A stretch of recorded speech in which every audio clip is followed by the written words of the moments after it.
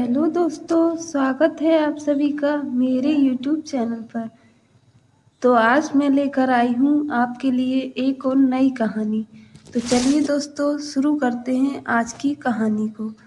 आज सपना का अपनी ससुराल में पहला दिन था।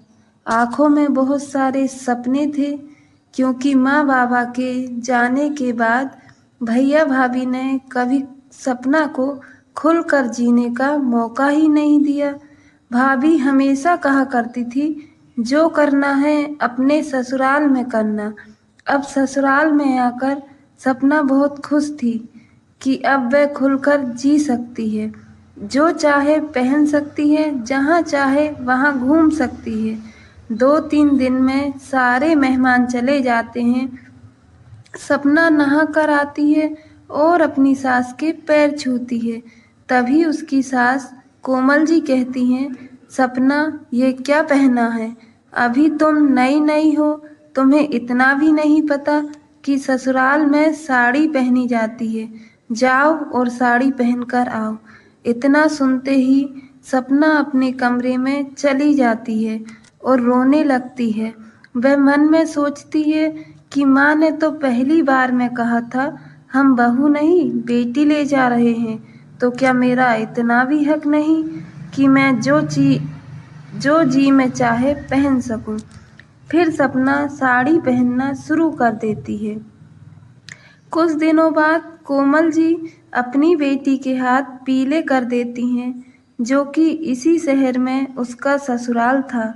एक दिन कोमल जी की लड़की सुमन के ससुराल में पूजा रखी गई थी, जिसमें सुमन के मायके वालों को भी बुलाया गया था, जिसमें कोमल जी और उनके पति एक बड़ा सा गिफ्ट लेकर पहुंचे थे।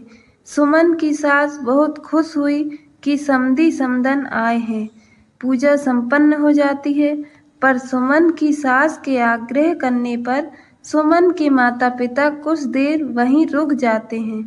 बातों ही बातों में पता ही नहीं चला कब दिन निकल गया और रात के 9 बज गए। अब कोमल जी सुमन की सास से जाने की अनुमति मांगती हैं।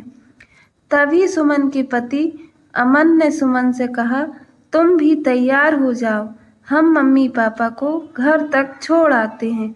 सुमन बहुत खुश होती है और अपने घर जाने के लिए कमरे में तैयार होने चली जाती है।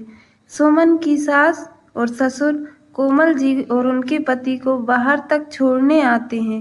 तभी सुमन की सास कहती है, मैं अभी सुमन को बुलाकर लाती हूँ। इतने में कोमल जी को याद आता है कि वह अपना पर्स तो अंदर ही भूल आई हैं। वह अपने पति से कहती हैं, मैं अभी आती हूँ अंदर से। और जब वह अंदर जाती हैं तो देखती हैं सुमन की सास सुमन से कह रही हैं कि आज हमारे घर में पूजा थी और आज का दिन बहुत ही अच्छा था। मैं इस दिन को खराब करना नहीं चाहती, पर तुम्हें ध्यान रखना चाहिए। ये क्या पहन रखा है तुमने? सूट अपने मायके में पहना करो, यह तुम्हारा ससुराल है, यहाँ बस साड़ी पहना करो। इतना सुनते ही सुमन का चेहरा रोने जैसा हो जाता है। यह देखकर कोमल जी को भी बहुत दुख लगता है। तभी कोमल जी को याद आता है, उन्होंने भी तो सपना के साथ यही किया। आज जब उनकी बेटी के साथ ऐसा हो रहा है तो उन्हें बहुत बुरा लग रहा है, पर उन्होंने भी यही गलती की है। सपना जिसने अपनी ससुराल को अपना सब कुछ मान लिया, उसने इसे ही अपना घर मान लिया। अपनी लड़की को देखकर दुख हो रहा है, लेकिन जो पराए घर से आई, जिसने इसे ही अपना घर मान लिया, उसके साथ मेरा व्यवहार भी तो सही नहीं था। अब उनको उनकी गलती का एहसास हो गया था।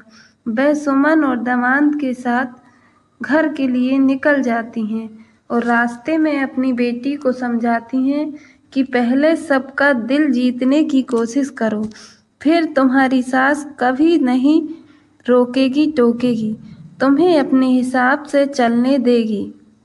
इतना सुनते ही सुमन माँ के गले से लगकर रो देती है और कहती है, हाँ माँ, अब से मैं सभी को खुश रखने की कोशिश करूँगी। अब घर पहुँचकर सब सो जाते हैं और सुमन अपने घर वापस चली जाती है। अगली सुबह जब सपना नहाकर बाहर आती है अपने रूम से, तो कोमल जी उसे सूट देते हुए कहती हैं, बेटी अब तुम ये सूट पहन सकती हो और अपने हिसाब से इस घर में रह सकती हो। तुम इस घर की बहू नहीं बेटी हो। मुझे माफ़ करना, मैं तुम पर बंदिशें लगाती रही।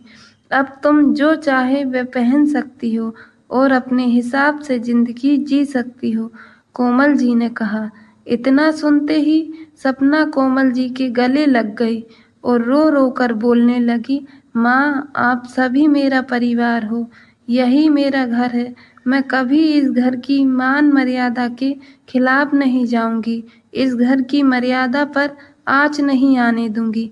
अब सुनीता जी के मन का बोझ हल्का हो गया था। तो दोस्तों कहानी कैसी लगी कमेंट में ज़रूर बताइएगा, और कहानी अच्छी लगी हो तो लाइक कर दीजिए और चैनल को सब्सक्राइब कर लीजिए। मिलते हैं अब अगली वीडियो में।